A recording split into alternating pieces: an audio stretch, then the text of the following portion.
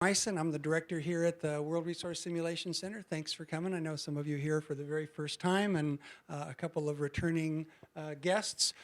Not a big crowd tonight, so we'll go with who are here, but it's an important topic for San Diego. This is our regular monthly green scene where we ask, how sustainable is San Diego? That's really the core question for these issues of water, transportation, energy that we deal with. How sustainable are we going forward long term?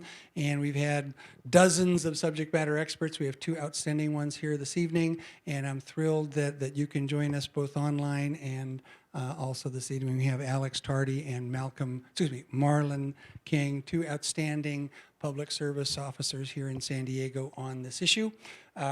If you haven't been here before, the Sim Center, it wasn't Thomas, it was Taylor. Taylor, this place is designed to be a venue that was originally the vision of Buckminster Fuller that says we needed a place to get together, grapple with the hard issues of our day, surround us in both the past trends, the future options, which is really what you want to know, so we make smarter decisions quicker. So that's the reason for this place, is to visualize sustainable solutions to both global and local problems so we make smarter decisions quicker. And tonight we're going to look at the El Nino issue. It's coming strong from what it looks like. It's predicted to be the strongest El Nino maybe ever for our region and the world. We've put some things around the room here that kind of just preset that. There's been almost 100-year global warming trend, both land and ocean. We put that up on number 3. There's the big bulge of heat up on number 4 that I think that we're going to hear about from Alex tonight. Here's our two bios. I won't go into them deeply, but Alex is the head of our NOAA weather system here in San Diego. I just heard him on KPBS a couple days ago where he was doing a similar presentation to all the county officials in San Diego. So he's the guy that is putting the warning flag out about what this could do to our region. Malcolm is with our emergency services operations. He's been in this business since he's graduated, been around the country helping cities set up emergency operation plans, and we'll talk tonight about how we can be better prepared ourselves for our homes and our businesses. We see a couple of images from the 1997 El Nino. There's OB Pier and the waves crashing over the pier. Someplace in Back County where you're just having much too much water coming down one of the floodplains there. And just about last week, Vince Vasquez with the National University Policy Institute did a report, a 6-stage report, that this is the 100-year flood zones for the county of San Diego. And he said within these flood zones, there are 55,000 residents that live in the flood zone, 5,000 businesses, that the two biggest sectors that are going to be potentially affected would be tourism and agriculture. And surprisingly, there's going to be some economic benefits if we get enough rain and snow in the mountains that'll actually help those areas. California in that last El Nino lost $800 million and $2 billion in economic losses. This could be stronger and dangerous. People die when there's too much water flow, and I know Marlon will talk about that. So again, thank you for being here. We will have first presentation from Alex. Will be up on our big screen here, so I have to do a little preparation for that. Just cut off a few lights and a few screens. But Alex is thrilled to have you here. This guy has been in the business, I think if I remember, it was something like 26, 27 years. Okay, and this is his life, is looking at weather maps and seeing not only what the models are, but how to predict this going forward. So we better prepare ourselves. Thank you very much for being here. Would you welcome Alex Tardy? Thank you. You got to use this. You have to use the microphone to be on. Yeah, I'm good with the microphone. Thanks, everyone. While he's setting up a little brief recap. So I work at NOAA, National Weather Service, up in Rancho Bernardo. We're a 24/7 operation. There's always 2 meteorologists on duty. We have a lot of offices across the country. We have national offices, regional offices.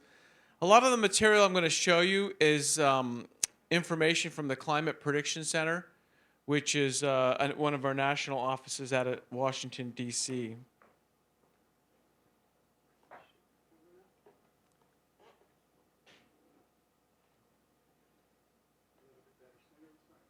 Yeah, it looks good. It's coming up. And so our primary duty is to issue weather forecasts, especially warnings and advisories. Those go on the emergency alert system that you might be familiar with, EAS, emergency alert system. And also we send information directly to media, to other partners such as emergency managers like Marlon. A lot of different groups, even the general public. Weather.gov is our main webpage. Weather.gov is our main webpage.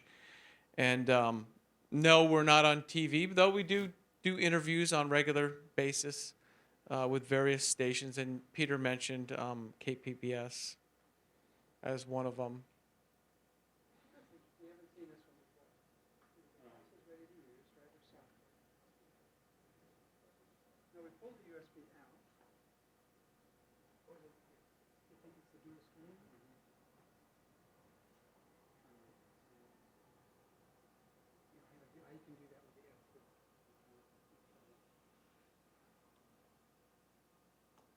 There it goes. Clear it. Okay.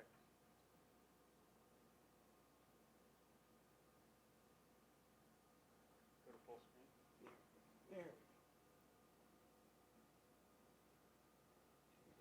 All right, looks like we're good to go. Okay, we're going to talk about El Nino and what El Nino means. So El Nino is not rain. It's not necessarily rain. That's not what it means. It doesn't mean a storm. Doesn't mean one storm, 10 storms. It's ocean temperatures, equatorial Pacific Ocean. The screen upper left there, my upper left, you can see along the equator, that really warm water is what triggers El Nino. We're going to go over this presentation a little bit. How does California benefit, or how do we get impacted from it? Basically, what happens is that warm water draws the jet stream southward, draws it southward. And we get in that storm track. It starts looking like that because we get too much rain, repeated rain, storm after storm after storm. So what El Nino is warm sea surface temperatures in the equatorial Pacific Ocean that basically draws the jet stream further south. We'll go into a little detail on how that happens. A little bit about this summer. You notice it's been really warm, and it's been humid as well. Let's talk a little bit about the summer before we jump too far into El Nino. So in terms of precipitation, it's been a very unusual summer. You can see of the whole United States, Southwest California is one of the wettest locations. We're usually not used to getting any rain at all this time of year, but in this case, extremely unusual. We had more rain in July than we had between January and April. So very backwards here in Southwest California, including San Diego. What can we blame it on? Well, El Nino formed this spring, but really what we're looking at is there's two large areas shown here and on the other screen. Those two large areas are what we're calling the blob, and they're unusually warm sea surface temperatures outside of the El Nino region. What caused them? Well, really 2 to 3 years of lack of storms. So lack of storms caused those areas of warm water. No upwelling, minimal wave activity, lots of sunshine, no storms moving over those regions. And that's what's really led us into the drought that we're currently in right now, which is a 4-year drought worse than we've ever seen before. On the right-hand side is what it typically looks like with El Nino. You got that focus area across the equator. You don't have that massive area of warm water or multiple areas of warm water like you see in the northern and eastern Pacific. Not usually. So this year, we're already looking at a little unusual, even though our summer was very unusual. It resulted in a lot of hurricane activity. And believe it or not, some of that hurricane activity, like Dolores and Linda, came up to our region, and we got remnant moisture from it that brought significant rains, in some cases, inches of rain. What has been going on? So when we look at what has El Nino already done, on the left-hand side, we see there's some effect, just a little bit.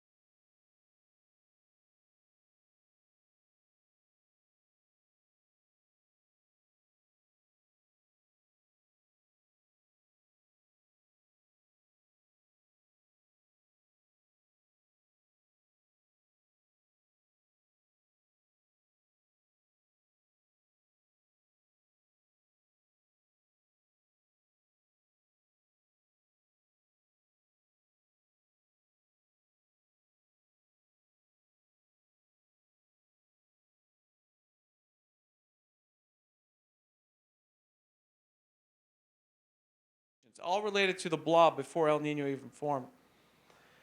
El Nino is doing things, like I said already. It started developing a little bit of a jet stream, and that jet stream is showing up here near Florida and then across South America.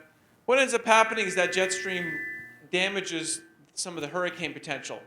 So it inhibits or helps decay Atlantic hurricane season to a big degree, really. Just a little bit of wind can do that. But over us, we have not seen really the effects because this less means there's been very little wind, basically high pressure aloft. Not unusual for this time of year, but it is unusual because we've had it for almost 3 years now, even in the winter. Ridge of high pressure over us, so even in the winter. September was one of the warmest months on record, 77.2 degrees. Right now we're looking at October running similar. The last time September was this warm was 1984. And really, the whole 2015, all of calendar year 2015, is running as the warmest on record for San Diego. We just saw 2014 was the warmest on record. So we're getting back-to-back years of something that's not necessarily a good thing. How about the past 4 years along the coast here? Past 4 years, we're looking at temperatures that have departed from normal, incredible amount, almost 4 degrees. Almost 4 degrees above normal. Here's the trend since 1900. And you can also see the trend up here on the upper left. That's of the whole globe. But even here in San Diego, the trend is significant. So we're absolutely in a spike within that trend. Doesn't mean the spike continues out of control. But the trend is definitely an indication of we've had some very warm stretches over the past few decades. When we think of drought, we think of precipitation. This is for all of California. All of California is missing about 27 inches of rain. 27 inches of rain, so over 2 feet. So that's mountains, deserts, valleys, coasts, over 2 feet of rain. We have not seen a period, a 4-year period, where it's that bad. You got to go back to the late 20s, early 30s, and then the late 80s, early 90s. So first places where you don't really want to be in first place. This shows how much precipitation we've missed. So really, in a nutshell, over the past 4 years, we've missed almost 2 seasons. So almost 2 winters didn't occur in the past 4 years. These dark areas, that's exactly what happened. The lighter areas, you're right around 1.5 missing season out of 4. Let's look at some numbers real brief here. In the past 4 years, 36 inches of rain in San Diego. Our deficit is 12, about a foot. In order to break that deficit this upcoming winter, we'd need about 23 inches of rain. The odds of that happening are about 1%. So statistically, the odds are really low. We've actually fared out a little bit better than most places. If you look to our north in Santa Ana and Riverside, their deficits and what they need to not necessarily get out of the drought, but to break even with precipitation, because drought's very complicated when it comes to snow cover, water supply, so forth. But big numbers of missing, which equate to those 1.5 years. So is this what we're expecting this year? You probably know where this area is. It's not too far away, Fashion Valley, the San Diego River. Is this what we're going to expect this year? Well, what happens with El Nino? So El Nino is not global warming. Normally what happens with El Nino before it starts is you have too much warm water in the western Pacific, okay? That produces hurricanes, thunderstorms, things like that. But the ocean and the atmosphere compensate.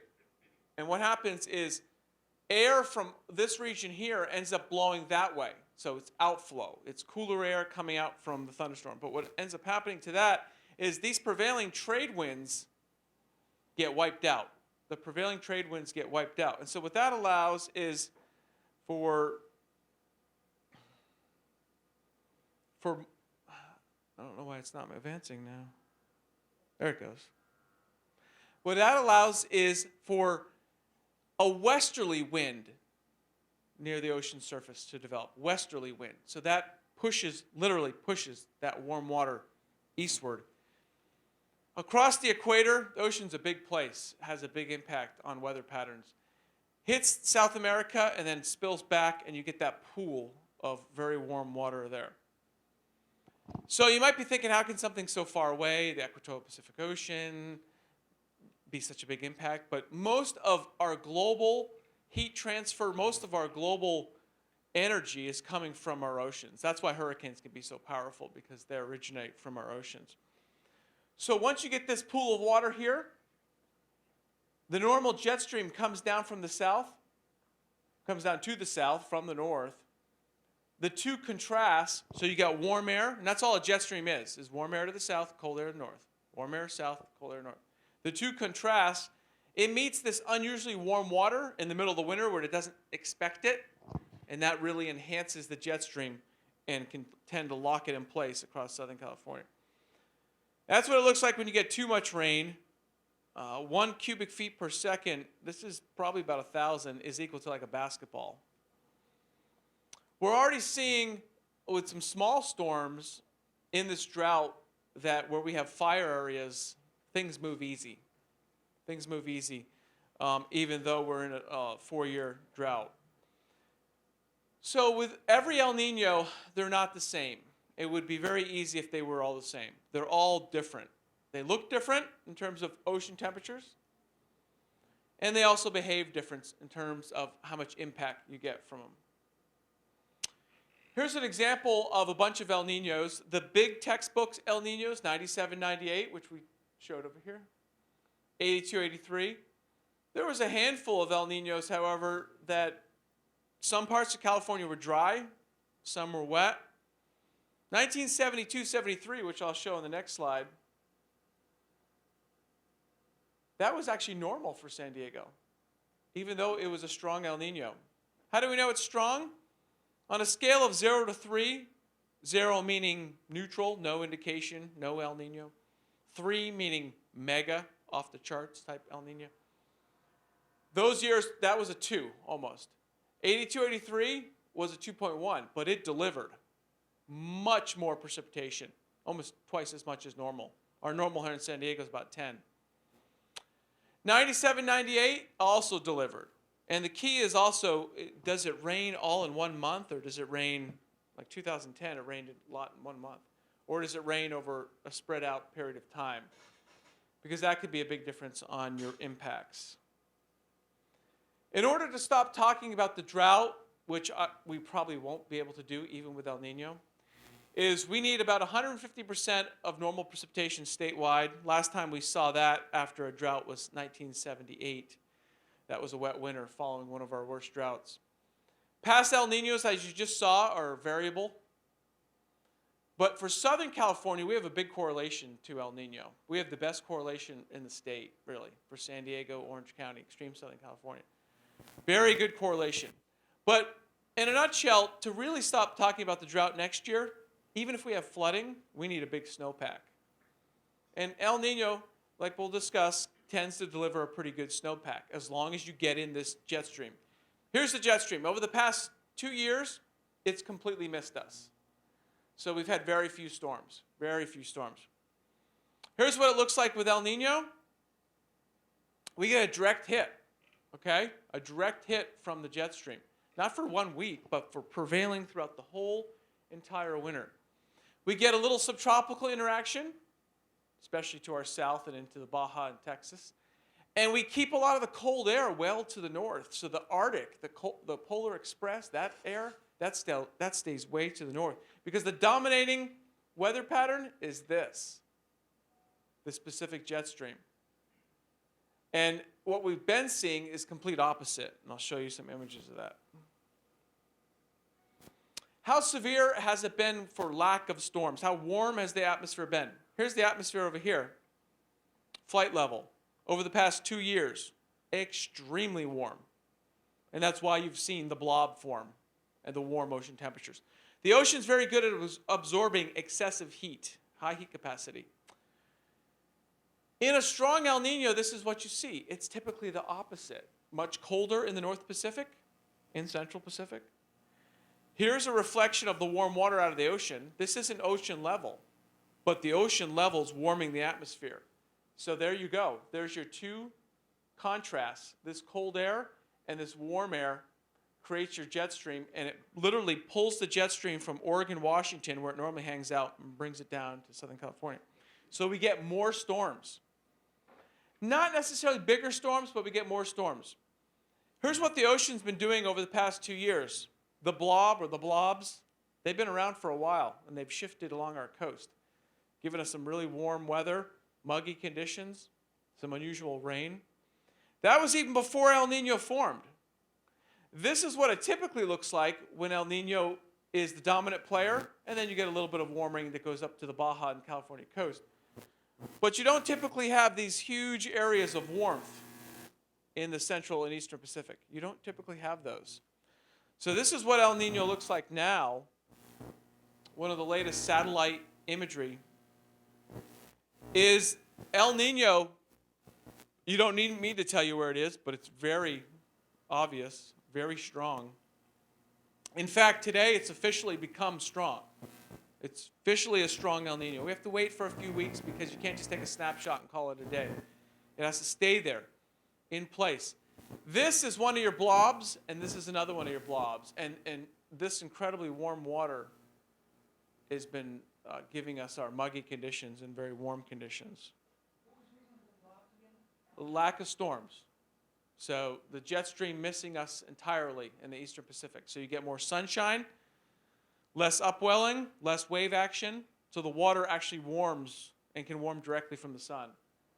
Basically, you have stagnant water. The water is exposed to just light winds and a lot of sunshine. Here's what typically happens in El Nino and why El Nino and rain tend to kind of go hand in hand. Southern California, the blue here, we tend to be quite wet. One of the wettest locations of the country. Problem is, when you remove a couple of the big El Ninos, when you remove a couple of the big ones, Northern California actually goes on the dry side. Northern California gets dry, as seen here. So there is concern with this El Nino that the main storm track is going to set up to the south, and Northern California, they might miss more storms than they get. They won't be bone dry, but they might miss more storms than they get. One example of that was 65-66. That year was very dry. What happened that year? Well, we had a strong El Nino, but it fell apart in the fall. Okay? It fell apart in the fall. And all our rain in Southern California came early in the year, November, December. Came November, December. But look at the locations that were wet, just the extreme southern part of the United States. So that El Nino started working out good, but then fell apart, and we basically left Northern California high and dry. Not just normal, dry. Here's your textbook El Ninos. These are the ones that everyone talks about, 82, 83, 97, 98, because they had a lot of rain and they had some big expenses, as shown here. A lot more was known by 97, 98. It was very well predicted El Nino, very well predicted, and it delivered. Not just Southern California. The whole state was much above normal. And these are areas that get a lot of rain, Northern California. So if you're above normal, where you get a lot of rain, that's saying something. That's a significant amount of rain. Our friends at Scripps sum it up here. Blue means when it rains, you have a correlation to El Nino. When it rains, you have a correlation to El Nino. What about the mega storms, the real big ones, like December 2010 that we had, which was a non-El Nino year? Non-El Nino year. They don't have as much correlation. Sierra Nevada, no correlation. Some of our mountains, Southern California, little correlation. San Diego County, we got good correlation. So this tells us that with El Nino, we get rain, and sometimes we get big storms too. But we definitely get a lot of rain. So we get a lot of storms.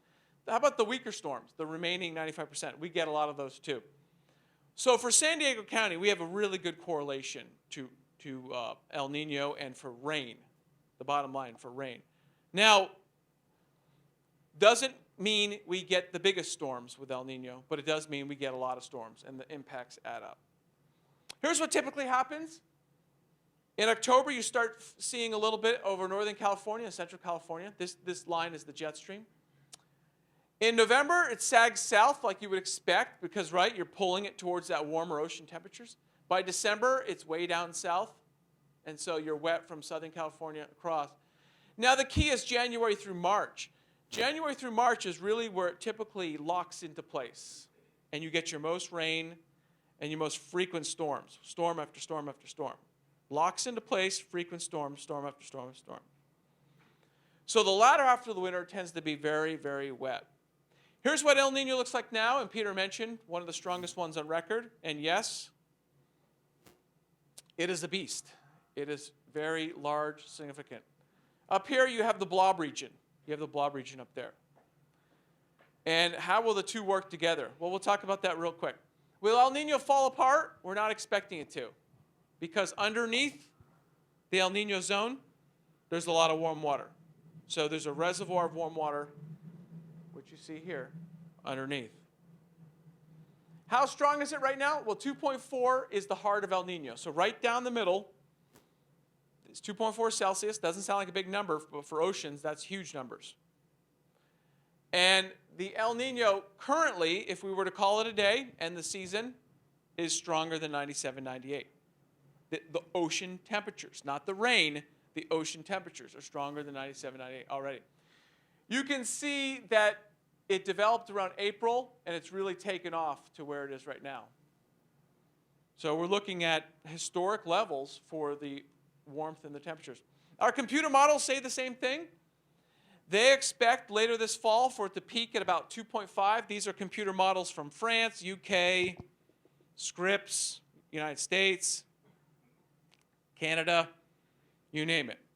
And they're all generally saying the same thing, that we will enter into a either near record-breaking or the strongest El Nino in terms of ocean temperatures along the equator. The forecast then calls for this coming winter for this corridor here, the southern part of the United States, to be the wettest. The southern part of the United States to be the wettest. Because that's where your jet stream is going to set up and you're going to get frequent storms, one after another. Not necessarily the biggest storms ever, but frequent.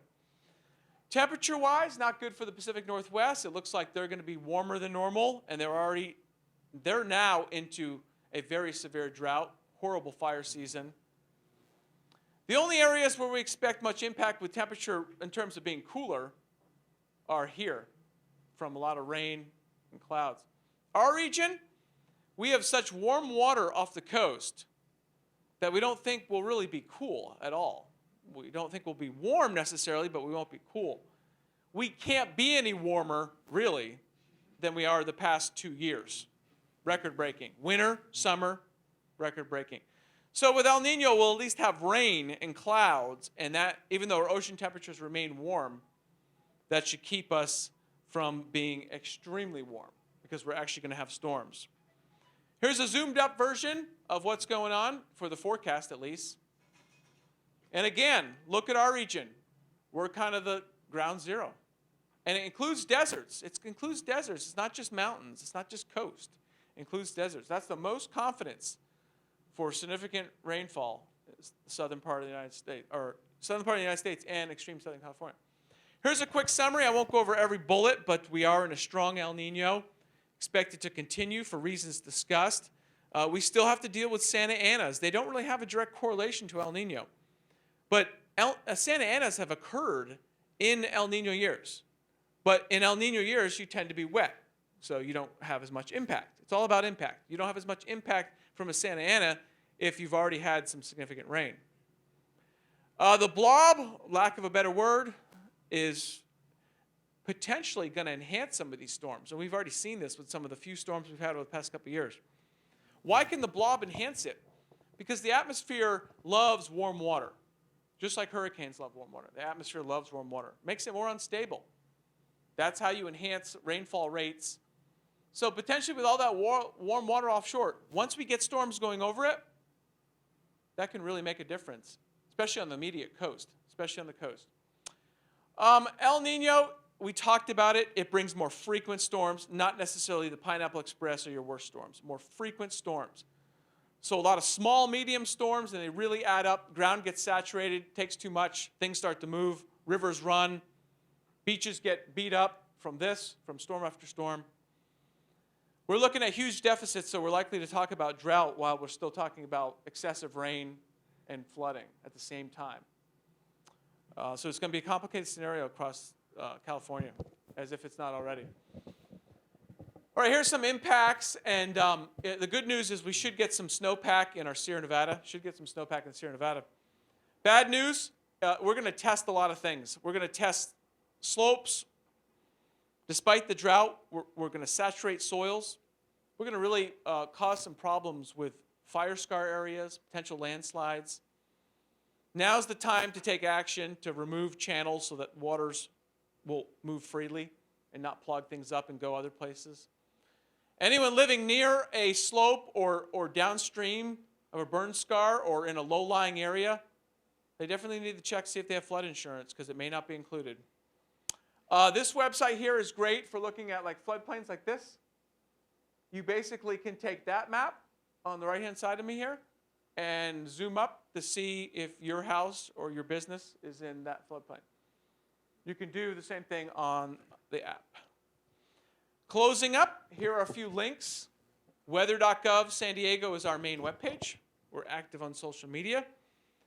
Most of the climate updates that you see, they come directly from the Climate Prediction Center, which is part of the National Weather Service and part of NOAA. Here's a photo of our office. Again, we're located in Rancho Bernardo. That's our forecast center, Rancho Bernardo. That's all I got for you on El Nino 101 and the impacts and expectations for the upcoming winter season. So be prepared. Thank you very much. So some questions here. Well, you got a few more little time for questions? Yeah. Yeah, okay, great. Alan? Why El Nino? What is El Nino means the child? Why are we calling this storm El Nino instead of the big storm or whatever? Well, first of all, it's not a storm. It's sea surface temperatures in the equatorial Pacific Ocean. So we're not calling a storm El Nino. What happened was fishermen in South America years ago were fishing, and fishing quality and quantity and types of fish changed, and typically changed this time of year, the late fall. And so it was near Christmas, so it was almost like a present. So they named it El Nino, yeah. So in some cases it was good fishing, other cases it wasn't so good because the warm water, just like we're seeing in the California Bight, which is unrelated to El Nino, it's more related to the blob, but the California Bight's seen some unusual species and types of fish. That's a good question though, but that's where it comes from. And then the opposite is La Nina. Yeah. A question about the size of storms from the vantage point of someone who's trying to collect storm water, say from a high-rise rooftop. What is the likely inches of rain in your, say, 95% of the storms? Well, each storm is going to be vastly different. I mean, you're going to range anything from 1/10 of an inch to maybe 2 inches, but there's no way of saying and breaking out individual storms at this point. We typically don't know the magnitude of an individual storm until 7 to 10 days out. 7 to 10 days out. That's when we start notifying our partners, 7 to 10 days out. But in terms of how much rain could we possibly get in San Diego, we're going to see in the order of 15 to 18 inches of rain for total. A lot of that's going to come between January and February and March. A lot of that's going to come in the heart of the winter and the latter half of the winter. And like I said, a lot of the storms are not going to be your mega storms where you get 4 or 5 inches of rain. They're going to be a lot of smaller to moderate sized storms, but they add up to significant impact and water starts flowing. So you're going to have few days where it's not raining. That's going to be the big impact. A lot of days where it's rainy, some rain, a little bit of rain. Remember, each storm typically only lasts 2 to 3 days. Each individual storm, 2 to 3 days. Are you familiar with Alvarez, our city councilman, who says we got to prepare for this right now and let's get going on it? Do you know about that, and do you think he's right? Absolutely. Yeah, this is not doom and gloom, but this is a situation where you don't want to look back, and the writing was on the wall, and we've been seeing a lot of extreme events as it is, whether it be drought, whether it be temperature, now humidity, mugginess. So that's right. California is known for low probability, Low frequency events, but high impact. A lot of people. How you doing? Hi. I was curious if the water temperature coming off of the Australian coast needs to be a cool temperature in order to create storms. Because with the blobs, I've seen multiple images of the water temperature. In the 97 year, it was definitely coming off of South America. And then there was cool water coming opposite to the trades winds, creating kind of a negative positive. This year doesn't really have that negative. So are you talking like in here? Exactly, and that following through to So I'm not towards sure South how America. new this image is here, but we could go back to my image. But no, there does not appear to be a direct correlation to the cool water. So it doesn't have It's to the have a negative circulation of positive. overwhelming the trade winds. And then the ocean, the warm ocean, the unusually warm ocean, couples or merges with the atmosphere and what creates our storm track. So we don't create new storms. We don't create new storms. The storms are always there. That's why we have Pacific has the most powerful jet stream in the world. They're usually hitting British Columbia, Oregon, Washington. We pull those further south. Okay? And so we get in that zone, that storm track zone. Now, the blob could enhance some of the storms like I talked about. Because if you run a storm over warm water, you're making it more unstable. You're making it potentially more intense. Thank you. This has been fascinating. Just so I understand it a little bit more, so you're saying the temperatures of the air are going to be cooler. The temperature of the ocean is going to be warmer, correct? Temperature of the air cooler relative to what we've been seeing. Relative, But not cooler than normal. Gotcha. Okay. Everything's relative in weather. So we've been seeing record-breaking temperatures like September I showed. October's see. right on track. So don't expect cooler than normal conditions. I see what you're saying. Expect conditions getting down closer to where maybe they should be. Where The they should 30 be. should means 30-year normal. Gotcha. Yep. Okay, then in regards to that, or maybe not, also looking forward, we're also looking at some of the higher tides that we've seen in the last few years. So November 25th and I think December 25th, we're supposed to see like 7.4 high tides. King tides, yeah. Yeah, they're going to be even higher than some of the king tides that we've had in the last few years. Does the warm water affect any maybe of the swells that are going to be coming at those different times? Because it almost seems like there's like a triple threat in that instance if you're looking at swells, high tides, and big storm events. The frequent storms, the frequent wind waves across the ocean enhancing those swells and making bigger surf, that'll probably be more the big impact. So you'll have an enhanced swell, long period swell, coming across the ocean, multiple ones, and that would probably be the more concern, combining that with high tide or king tide. Yeah. It's called storm surge. You get Right. a little bit of a storm surge. Sometimes it's only 6 inches, sometimes it's 18 inches. With big hurricanes, it can be 20 feet. Yeah. But that can make a world of difference in terms of our coastal areas because you time that with king tide, then you get over the threshold that you might normally not have gotten over it. Tsunamis are the same way. Right. So tsunamis with a very high tide or a little bit of a storm surge can be much more impacting than otherwise. Wow. Thank you. Yep. But we probably should keep moving, right, for other more? other Okay, talks. one more. I'll just make Okay. it real quick. Okay. I don't want to take up his time. What do so- we do to prepare? Okay. Yeah, I just wanted to back up and look at the big picture for a little while. The climate change issue, do you get depressed about what's happening and our inability to prepare for disasters? I mean, you look at history and we don't do very well. And are you hopeful that it's going to be different this time or that there's something that you can do or we could do to alert people? Yeah, where we struggle is individual storms, and there's a lot of research going on those, like Atmospheric River and Pineapple Express. Like the storms they just had in South Carolina. Sandy, another storm. There was long lead time, several days, that an extreme event was going to occur, including South Carolina. When it comes to El Nino, you can't give 6 months notice that January is going to be the wettest month ever. But like any year, you expect more, so there's definitely a lot of time to prepare. And what you're preparing for is that 5 to 10 days out when something big or many storms may pile up on each other and give us big impact. So I don't know if we're necessarily not responding to climate change, but like saving the water, like we've been doing, is a response. But we got a long ways to go. There's a lot of things to do. We're still learning, and these are forecasts too. These are forecasts. These are long-range predictions. Some people don't want to, do a lot of changing based on long-range prediction. But then again, when it comes to climate change, you don't want to look back and say, "Oh yeah, 10 years ago the writing was on the wall. We should have known." So it's a balancing act, and it's a global. Weather's global. Weather's a balance of warm and cold, dry and wet.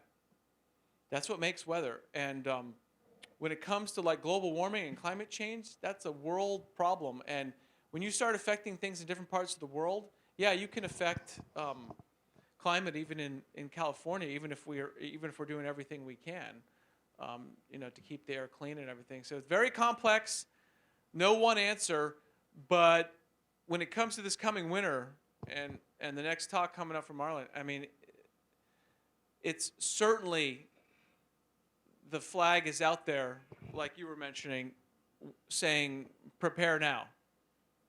The warning is out there. It doesn't mean doom and gloom, death, destruction, but the warning is out there that this is an unusual situation. In unusual situations, you don't know the outcomes.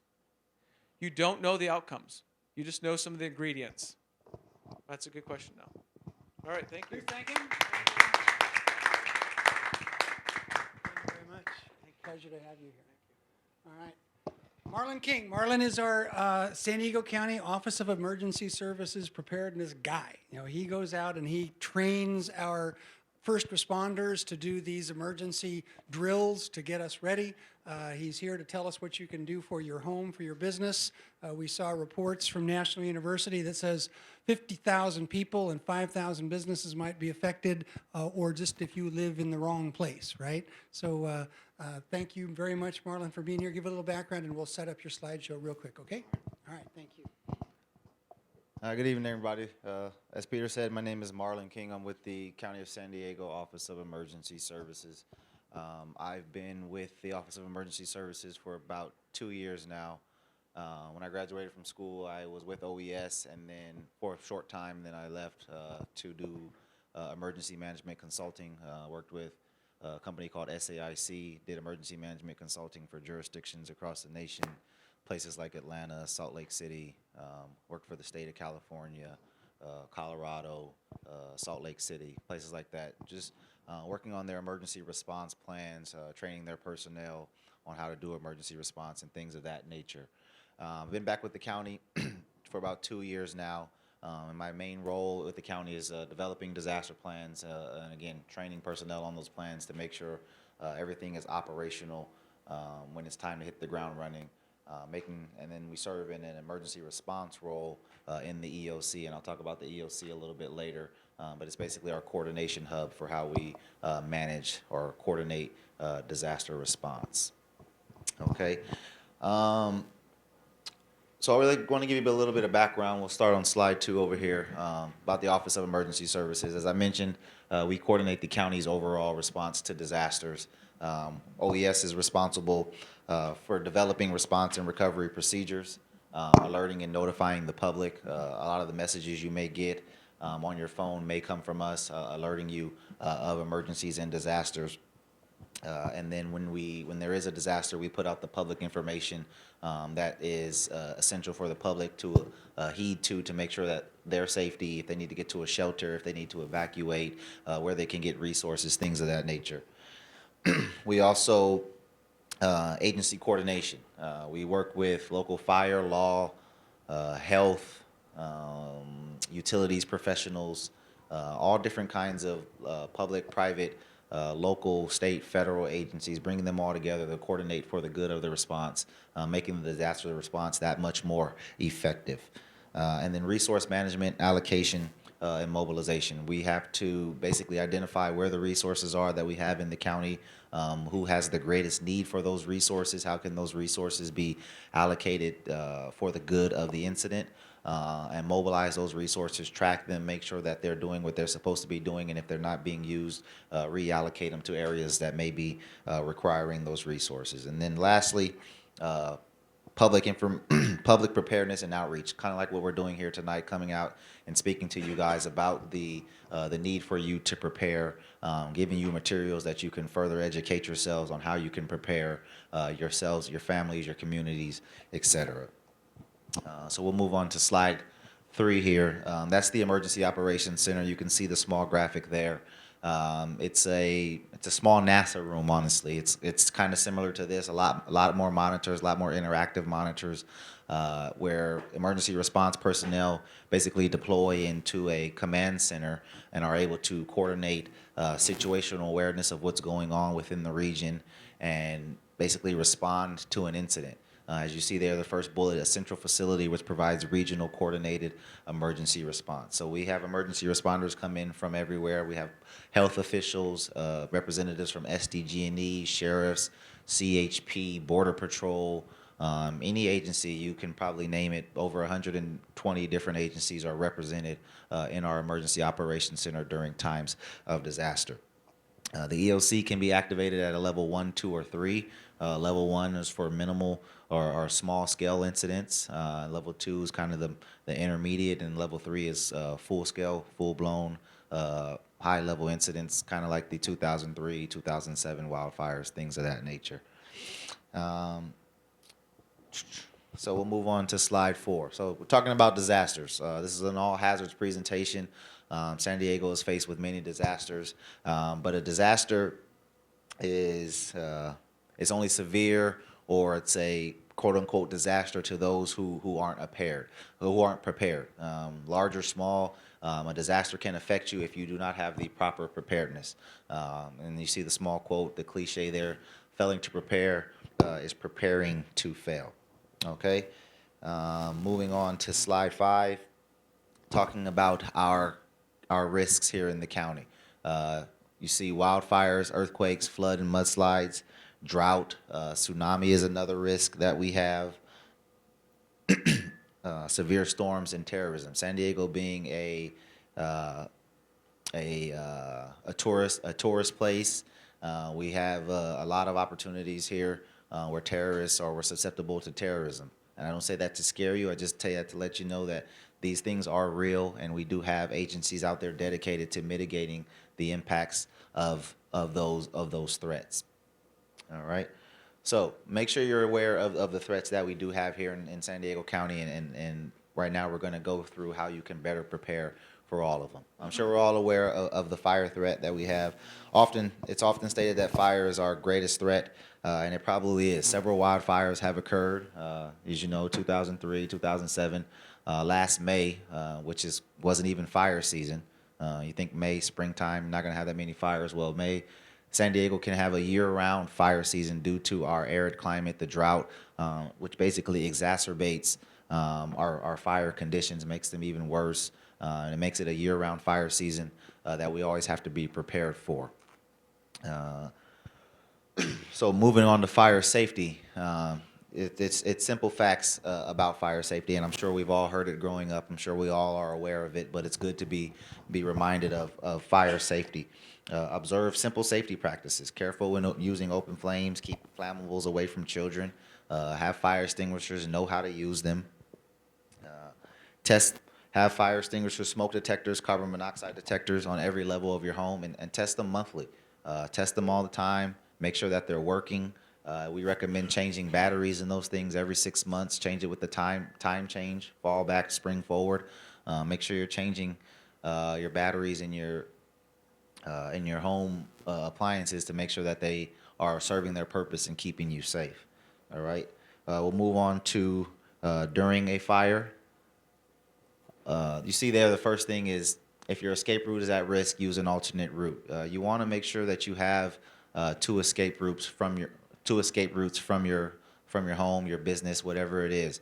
Oftentimes we find that people think they're prepared. Well, if you only have one way out, there's a high probability that that option is not going to be available to you. And if you're not prepared to do another option, you're going to panic and you're going to freeze, and things can go bad when that happens. So you want to make sure that you do have alternate routes. You want to make sure that you're aware of them. You practice them if need be, so that when the disaster comes, you know you can switch into autopilot and basically execute your plan as is. Always prepare for yourself and your family. During a fire, get your family out as quickly as possible. Never go back into a burning building. And if you are stuck inside, small tips can help you survive until first responders are able to get there and help you out. Things such as putting a wet towel under your door or over the vents that prevents the smoke from coming in. The wet towel will basically trap that smoke and give you a moment of opportunity or a little bit more time before the smoke or the flames get too bad. As you see here on the next slide is defensible space. I don't know how many of us live out in rural areas or areas where it's prone to fire activity. And I want to take a moment here to plug our office. We put up a wildfire risk map on our website. If you go to readysandiego.org, you'll find out about the map. And we've mapped the entire county of San Diego, or San Diego County, excuse me. And it shows the high fire prone areas. There are a lot of areas here in the county that are very, very fire prone. Any small spark, any small flame could rapidly grow and exceed to the level of the 2003, 2007 wildfires. So definitely know your fire risk. Visit readysandiego.org and check out your fire risk and see if you are in a high fire danger area. But there's defensible space there represented on this slide. And cool story, we work with firefighters all the time. And they come in, that we do trainings because we go out in the field, and if we're going to be out in the field, we have to have proper fire training. And they come in and they tell us stories. And one of the coolest stories that I've encountered during my time is that people who practice creating proper defensible space around their homes actually give firefighters a fighting chance. There are often times when fires, and creating defensible space means basically, is there a pointer? Here we go. Showing, if you can see, we're not working. I think we're out of battery, but it's okay.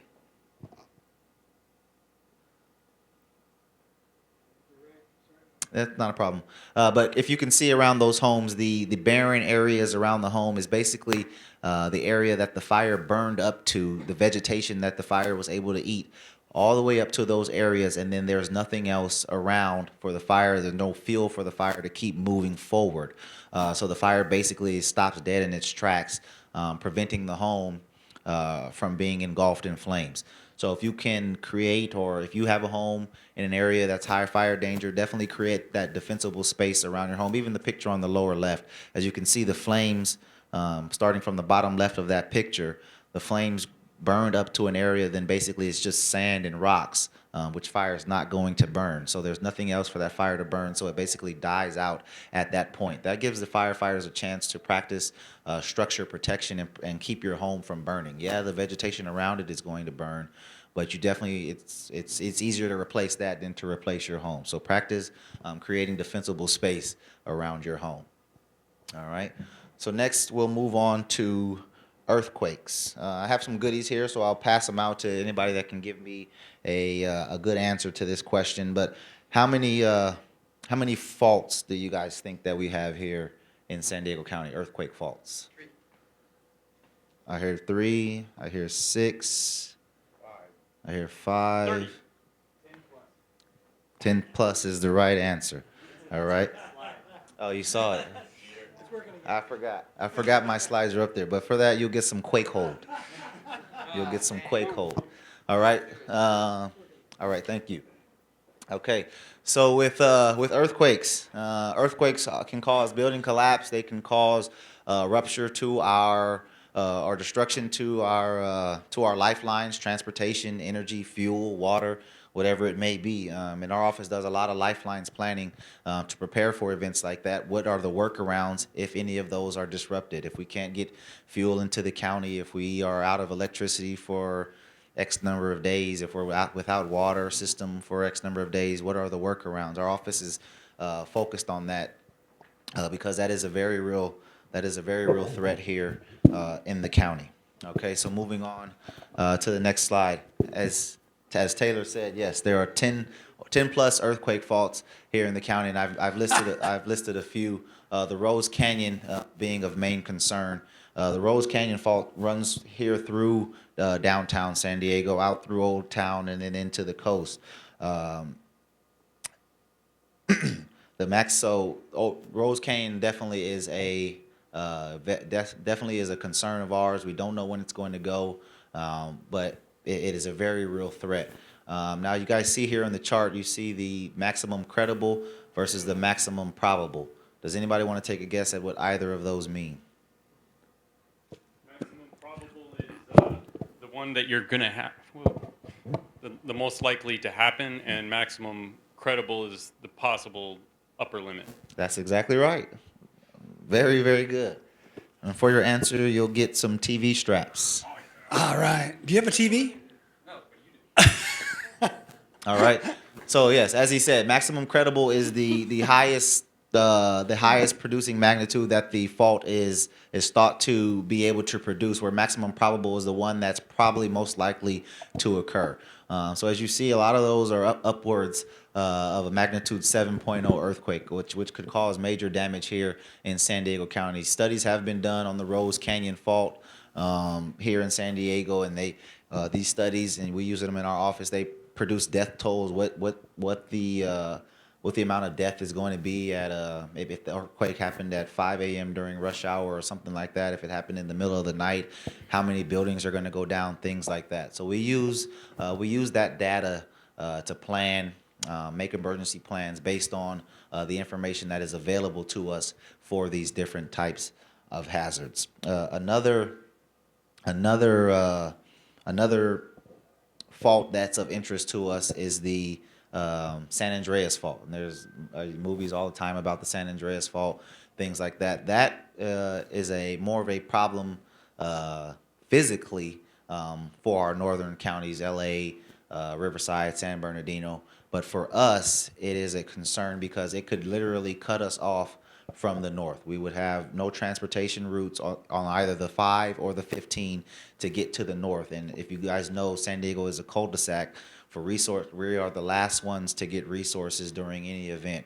Everything comes down from the north, and we'd basically be cut off from transportation resources coming in from LA or anywhere up north. So we are the last ones to get it. We are basically a dead-end cul-de-sac, and if the San Andreas Fault were to cut us off from the north, it'd be very difficult for us to respond. Not saying that we can't, it just make the response more difficult. Okay, so today is 10/15, October 15th. We had a shakeout drill. Does anybody know what shakeout is? Anybody aware of shakeout? A test on what do you do if what do you do if? Something Duck like and that. cover? That's exactly right. Shakeout is a national campaign. Every year it's done, and your agency, you can do it as a family, you can do it as an individual, you can do it as a school, a business, whatever. It's just your commitment, your pledge to practicing earthquake safety and knowing what to do during an earthquake. So today, 10:15, at 10:15, our office, during a meeting, we basically practice the earthquake safety, which is duck, cover, and hold on. That is the known practice that is to keep you safe during an earthquake. A lot of people think about the triangle of life. That theory has been debunked over and over and over. And the basic premise of duck, cover, and hold on is that most injuries in earthquakes happen from objects falling over, flying off of shelves, hitting people in the head, things like that. So we promote the duck, cover, and hold on method because it is the most likely to save your life in the event of an earthquake. And it's simply, you see there on the screen behind you, is basically get under a table or a sturdy object, coverage. So he provides the coverage for you, and then you hold on because the table might move with the shaking. So you need to be able to move with the table. He's holding his son there in the picture, but he really should be holding on to the back of his neck just in case anything. Maybe the table. Test. I think I shorted. Test. All right, we're back. All right, so the real way to do it is to definitely hold on to your neck with your other hand, but he has a small child with him, so we'll give him a pass. All right, so after an earthquake happens, after the shaking stops, you need to be aware of aftershocks. That can definitely trigger other hazards, but you need to be ready to do a home hazard hunt.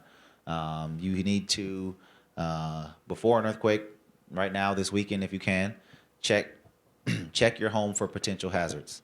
Definitely after an earthquake, you want to make sure that these things are still in place, such as securing bookshelves, heavy furniture to walls, having latches on cupboards. You also want to know how to turn off your appliances. If you smell a gas leak, you make sure you turn your gas off after an earthquake. Again, strap or bolt furniture to the walls. Ensure your gas lines are flexible. Allow them to be able to move a little bit, maybe 6 inches or so, if your appliances start moving during an earthquake. You don't want those gas lines to snap.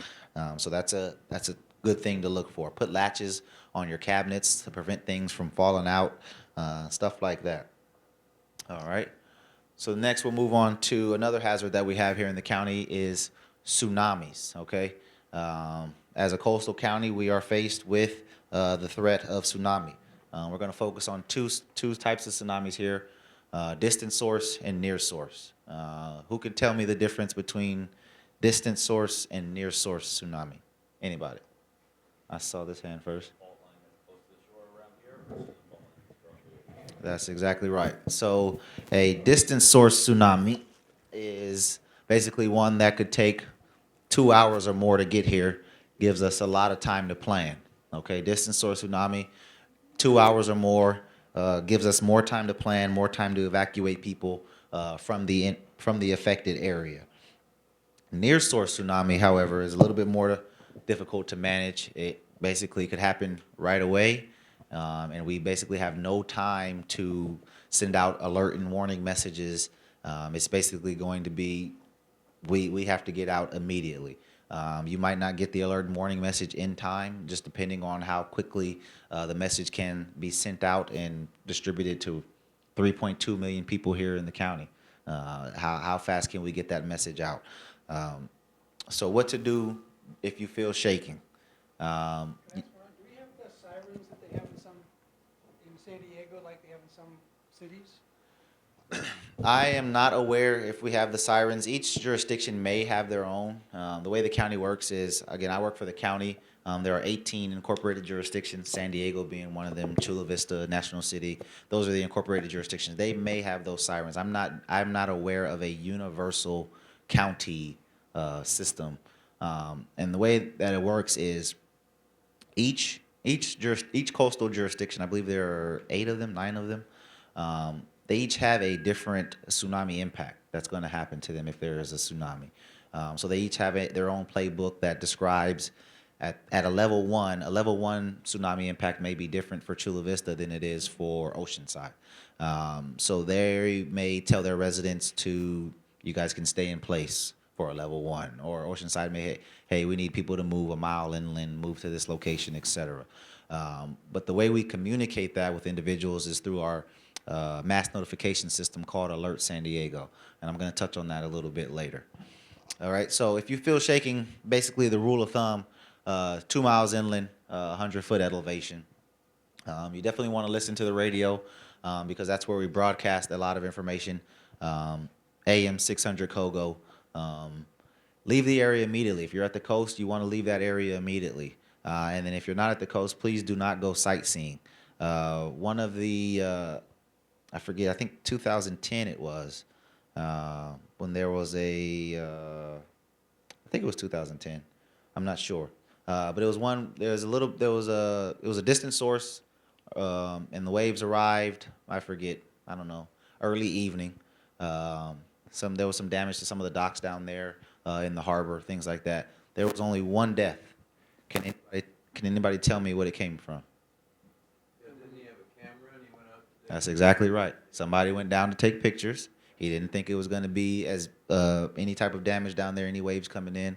Came and got him. The waves came and got him. So please do not go sightseeing. This stuff is very real. It is nothing to play with. We send these messages out for a reason, so please do not go sightseeing. Okay, so the next one we have flooding.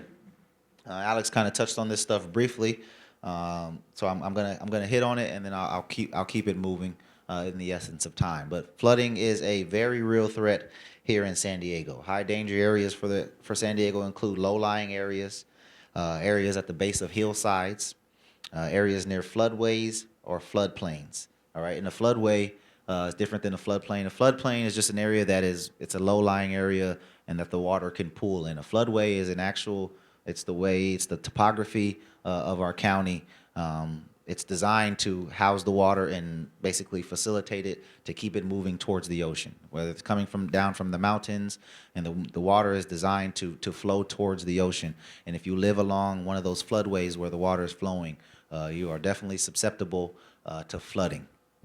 Okay, flooding preparedness. I'm sorry, taking a step back. Another thing that's important to San Diego County is when it rains and over a burn scar.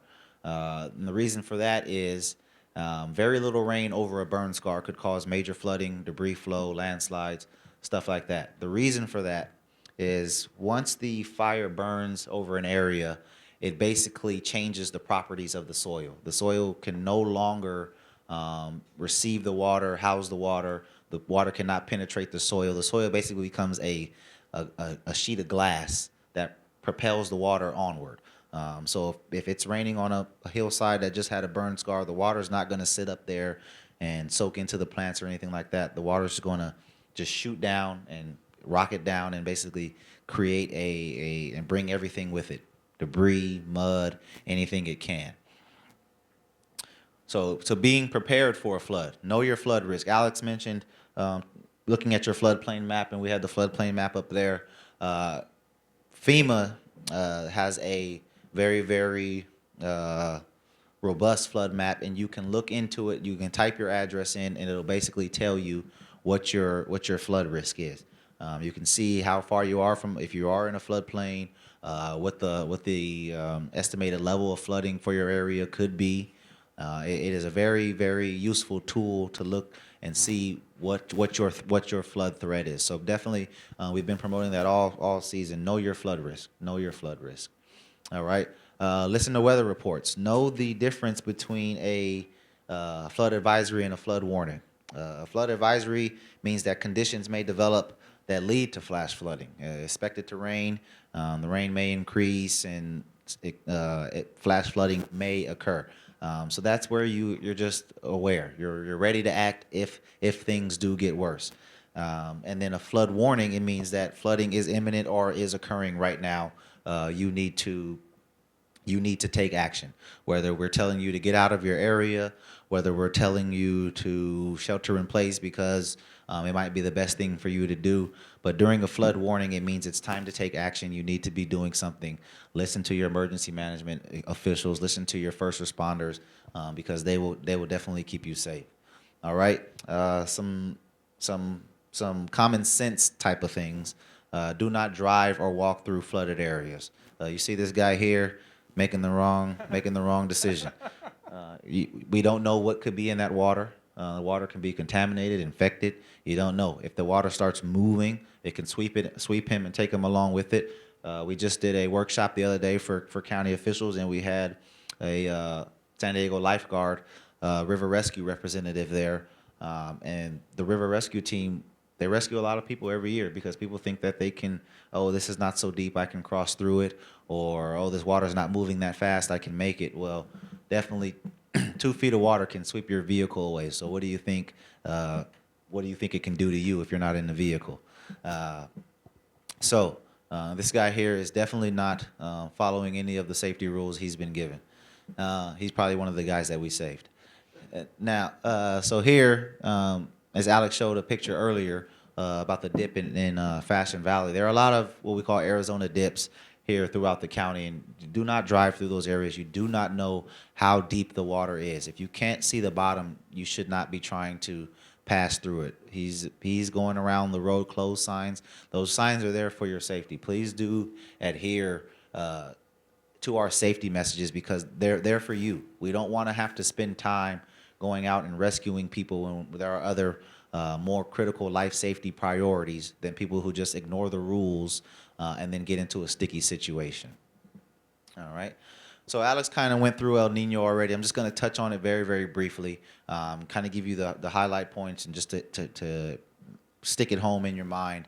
But this El Nino, as he said, is predicted to be the strongest El Nino on record. Okay. Again, it doesn't mean that it's going to bring 10 inches of rain in a week or anything like that. It just means that it's going to rain, or we expect it to rain a lot more frequently. Maybe a storm every other week, or a storm every 3 weeks or something like that. It's just going to rain a lot more for a longer period of time. We're going to have essentially we're going to have a longer winter. All right, we're going to have a longer winter. It's been hot, so a longer winter I think is okay for us here in San Diego. All right. So what does El Nino mean to the drought? Again, Alex said it's not going to be a drought buster. For that to happen, we would need a miracle. It's not going to be a drought buster, but it may help us a little bit here in San Diego with the drought. It won't help our partners to the north because El Nino does not correlate with wetter seasons in the north of California. So therefore, it's not going to do much to affect the drought impact on our entire state. It may help San Diego limp along for a little while longer. Okay. So how wet is it going to be? Again, they predict that it's going to be very, very wet. All right. As you can see, the wettest part of the El Nino occurs down here in the most southern portions of the United States, and then it kind of fades off as it moves north. Okay, so it's going to be wet here in San Diego. Get your rain boots and let's enjoy some of the wet weather. When is it going to rain? The largest part of our rain is going to occur, like you said, January, February, March timeframe, maybe even into April. It's going to start later. It's supposed to start later this fall. We're looking for rain to start in November, but the surge and the most of the rain that we're supposed to get is going to be basically the beginning months of 2016. So basically the summary of El Nino, again, starting late fall. We're going to get rain here. It's going to help with the drought a little bit, but it will not be a drought buster. All right, it will not be a drought buster. So how can we prepare for El Nino? Okay, how to prepare? Protect your property. Again, I said know your flood risk. Look at the floodplain maps. Check if you need to get insurance, if you're eligible for insurance. Know your risk and make the determination that's best for you and your family. Again, we had the workshop for the government officials, the local officials to come in and basically describe what the preparedness actions should be. And the number one takeaway is that we want to protect our properties by ensuring that the water is going where it's supposed to go. Inspect the drainage channels around your property, the culverts. Know if it's yours. Know if it belongs to the cities, who's responsible for maintaining it. Make sure that it's getting cleaned. If your neighbor's not doing it, make sure your neighbor cleans out his or her culverts, property, rain gutters, things like that. The county, for the unincorporated area, we offer free sandbags at some of the local fire stations where people can come, and those sandbags help with the diversion of water from your property. A lot of the local cities also offer free sandbags to their jurisdiction, so give them a call, find out how you can get sand and sandbags to protect your property. We have a El Nino page on our website, readysandiego.org, and then you can find El Nino right on there. It's a big banner. We spent a lot of time developing this campaign to get people prepared for this El Nino. We want you guys to be prepared. Even if we don't get as much rain as we anticipate, it's still better to prepare. Again, failing to prepare is preparing to fail. So we want to make sure that people are prepared no matter how much rain we get. So visit our El Nino page, research, educate yourself on what you can do to protect yourself and your family. Some of the other risks that I mentioned earlier that we have here in San Diego County: terrorism, pandemics, power outage is one. Who all was here for the 2011 blackout? Yeah, that's one of the first emergencies that I worked on, and it was something that nobody was expecting, nothing we had ever seen before. We didn't know, and it happened September 8th, 2011. People thought that it's close to the 10-year anniversary of 9/11. Could this be a terrorist event? We didn't know. So we had to respond to that, and a lot of lessons learned came out of that. A lot of new procedures, policies, because of that event. And where San Diego's more well adept to go through something like that again. But a lot of citizens learned that, hey, they need food, water, things like that. They need, you can't get on the phone right away. They may need a small generator at their house, whatever the case may be. We all learn a takeaway from that. But SDG&E tells us that there are people, hackers, cyber terrorists that make attempts on their system day in, day out, trying to bring the system down. They are prepared. They are prepared for that. But in case somebody gets lucky, we all need to be prepared to manage for ourselves until SDG&E can restore their system. Okay, individual and family preparedness. The main things for that is make a plan, build a kit, be informed, and then once you do all that, if you still have time left over, get trained. Okay, so we'll start with make a plan. Developing a disaster plan will help you identify how to get to a safe place during an emergency, help you remember to contact family members during an emergency, or how you will contact those family members during an emergency, how you'll find family members, or identify what you will do in the different situations.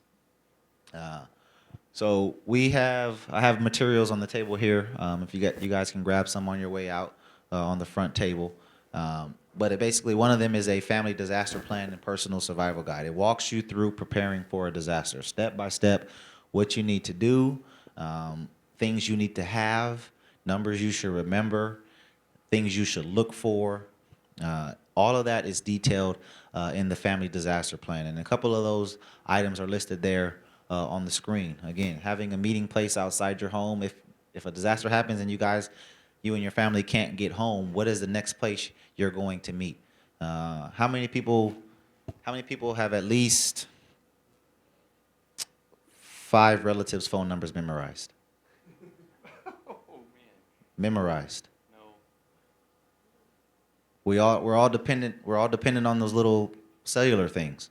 Well, if those things aren't available, how are we gonna know who to call? What are we gonna do? Don't commit everything.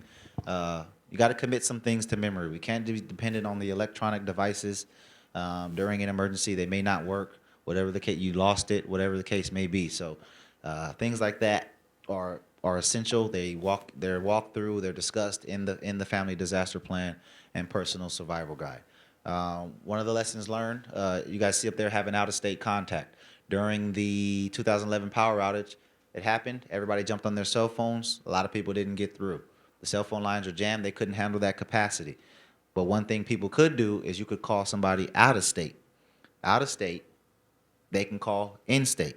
So if I needed to get in touch with you, I could call my out-of-state contact, tell her I'm okay. She'll call you, tell you I'm okay, tell you where to meet me, what we're going to do, how we're going to get through. I couldn't talk to you face-to-face, or I couldn't get in communication with you, but we both had an out-of-state contact that we knew basically is a 3-way call. So definitely having that out-of-state contact is a very beneficial thing to do. All right. So emergency supplies. 3 to 5 days supply of water, ideally 2 weeks. If you can survive on your own for 3 to 5 days, that will relieve a great deal of stress from first responders. It'll help the response go along a lot smoother if they're not having to respond to kind of lesser emergency calls, and they can focus their things they can focus their attention on the life safety priorities. Okay, consider having disaster kits, creating your kit, having a disaster kit in the places you frequent most. Most of us work, home, car, gym, maybe, whatever. Just make sure that you have a disaster kit in the places you frequent most, because you never know when you're going to be stranded somewhere. All right. As you see here on this slide, simple emergency supplies that you should have. All of this is covered in the Family Disaster Plan and Personal Survival Guide. Other things that kind of slip the mind when you're planning, but they're listed there. That's why it's a good idea to read through the plan because it walks you through the exact things you need to have. You see canned food here, so a lot of times people forget a can opener. All right, so if you're gonna have canned food, unless your fingernails are made of steel, you're not gonna be able to. It's not gonna be accessible. So don't forget a can opener. The last bullet you guys see there is cash. If power's out, nobody's taking debit cards, credit cards. They only want cash. So it's good to keep some spare cash on hand because that's the only form of currency that's going to be. There's no IOUs, none of that. You got to have the cash. All right. On the next slide, this is to keep your sanity a little bit when you're out. If you're away from your home, you're in a shelter, things like that. Have entertainment items, playing cards, books for the kids. Things that keep them entertained, keep their mind off of the disaster situation. Other things that of sentimental value, family photos, any keepsakes, things like that. If you have to go, know where they're at in your home. Have them in a one-stop shop where you can grab stuff and get out if you have to. List or memorize your physician's information, copies of insurance cards, medications, other supplies that you need, and it's good to check your kit every 6 months. And then obviously, these are the important documents here on the next slide that you'll need: driver's license, photo IDs. If you have to leave your home and you have to go to a shelter or you need other services, you have to be able to prove your identity to receive those services. So a lot of that information that you need to have is very, very vital. Keeping it in a little fireproof safe, something like that's by the exit door or somewhere near the exit door, just somewhere where you know that you can access it and keep moving. You don't want to have to be looking for that stuff when a firefighter comes to your door at 2:00 in the morning, banging on your door, telling you to get out. You don't want to have to think, okay, what is everything that I need? What did the preparedness guide tell me I should get? And then you grab something and you forget it. Okay. One of the things, I read an interesting article when I first got into emergency management. Somebody was they did a story on putting together a disaster kit, and they did a survey of people. They said if you had to have, they listed 4 items: toothbrush, let's say their wallet, cell phone, toilet tissue, give me one more, and some water. Toothbrush, wallet, cell phone, toilet tissue, water. 80% of the people did not want to be without what? That's exactly right. People did not want to be caught without some toilet tissue. So that is another thing that you want to make sure that you have. If it's a necessity for you, even being that small, being that anal, literally, you want to have the toilet tissue. All right. So don't forget the small items. All right, and then a lot of us, I'm sure we have pets, so don't forget to include your pets. They're part of your family. Don't forget to include them in your family planning.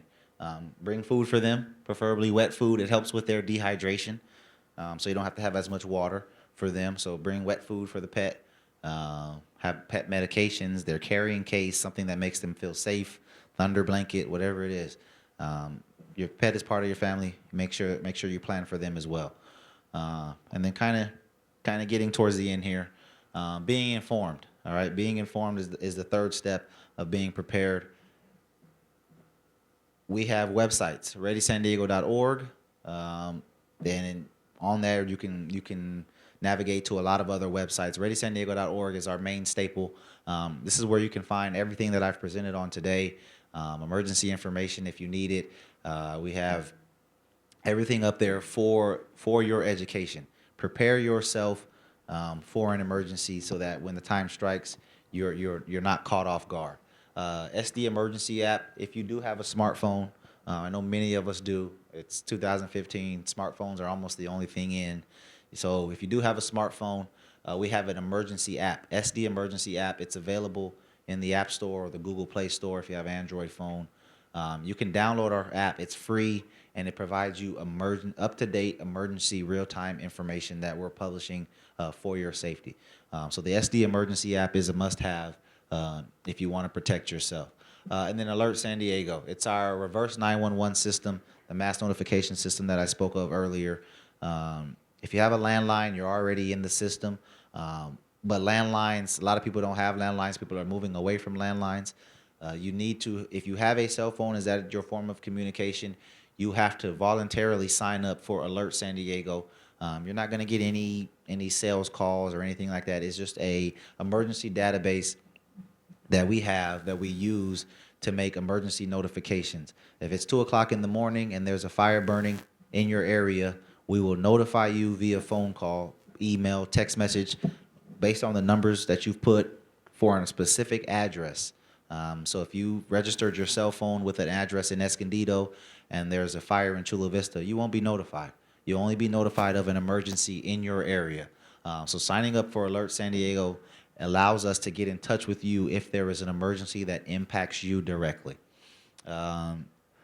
So definitely visit our website, readysandiego.org, and you can find out more information about all the services that we offer to keep you informed, keep you safe. And then wrapping up, getting trained. If you've done everything and you're comfortable being prepared, you've prepared yourself, and you feel comfortable, what services can you provide to, or what can you offer to your community? There are groups out there that focus on preparedness, preparing themselves and their community. CERT teams are one of those groups. You can take CPR training, first aid training by American Red Cross. They offer those courses. It makes you, those skills are invaluable during an emergency. You may be able to help someone else besides yourself. So once you've prepared yourself, see what you can do to offer more to the community. And I'll just wrap up by saying that preparedness is a continual process. It's every day. It's not a one-time thing. You have to prepare, continue to do it, which will make San Diego a lot more safer for all of us. That's the end of my presentation. Are there any questions? Yes. First is, does the app work when there is an emergency since the phone lines are down? Is it on a different system? The app does work when there's an emergency. I don't know the logistics behind it, But it does work. but it does work. Okay. Yes, I can promise you Second that. one, with the tsunami, I live in Ocean Beach, down by the water. Mm-hmm. My plan was always to just run up the hill. That's not going to work. Is that correct? So Ocean Beach, part of that's City of San Diego. Yeah. You can actually go to the City of San Diego's website, or you can contact our office. There is they should have signs around there, tsunami signs telling you evacuation routes, things to do. But there is a specific pamphlet dedicated to each coastal city that talks about what you should do to be prepared for a tsunami in your jurisdiction. Gotcha. So it'll tell you where the shelter would be, where you would evacuate to, what roads would be open to evacuation, closed, etc. So there's a specific pamphlet for the City of San Diego. Wonderful. Thank you. And I know when I was, I guess I'd heard this all before because I lived in San Diego, and it was always, there's an earthquake, there's a fire coming, until I saw fires down at the end of the Otay Canyon, and there were flames, 10 miles away, but heading our way. I looked at my wife and I said, we need to actually do this. And that next weekend, we got a big trash barrel, put all that stuff in it, and I'm not sure we've looked in it since, but at least that stuff is there. And it made a difference, just a little bit, sleep factor at night. I was going to ask about water supply. Can you use water in the existing? Is it fine to use water in the existing hot water tank, in the toilet tanks? Can that count? Yeah. So actually, and I learned this not too long ago doing a presentation with our environmental health folks from the county. You can use the water from those are water sources that you can use from the back of the toilet. I don't forget what you call that. The tank. The toilet tank. Yes, Yeah. you can use water from there. You can use water from your water heater. Those are existing sources. Probably not preferable, but yes, those are water sources that you can use. Potable water that way. Yes, right? that's correct. I don't know if you can answer this or not, but I noticed on the El Nino map, it showed most of the wettest area would be in Southern California. Correct. And then it shows below that, it looks like it's dry. Is it dry, or is it just that the map didn't go beyond the U.S. border? I believe that it's because the map didn't go beyond the U.S. border. They're only planning for the territory that they're responsible for. I saw in the earlier slide you had sleep with the door closed. Yes. What's that about? So if flames are burning, you want to sleep with the door closed to prevent flames from entering. Always the old saying, got to check the door with the back of your hand, know if there's fire in that hallway or not. You want to be able, sleeping with the door closed provides you a little bit more security. But if you got kids in other rooms down Yeah, the so hall, that makes it difficult. That does make it difficult. You have to use your best judgment. And if you do have kids down the hall, I don't advise sleeping with the door closed. No. And then what about water? How soon does water go bad, and how can water go bad? I mean, Water has a different. There's water with different shelf lives. You have to check the shelf life of the water that you purchase. There's I know we have vendors call our office all the time promoting canned water that lasts for 5 years, stuff like that. But canned water. That's exactly right, canned water. But over time, the material from, say, it's bottled water, can kind of not corrode. The word I'm looking for, just it can filter or penetrate into the water. So water it can be contaminated and go bad. Good. Other questions? Yep.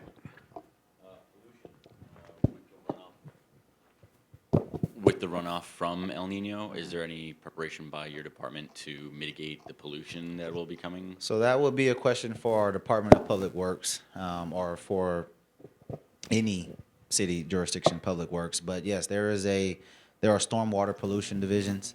So they work with the runoff to prevent the pollution from contaminating our water systems, our streams, lakes, whatever the case may be.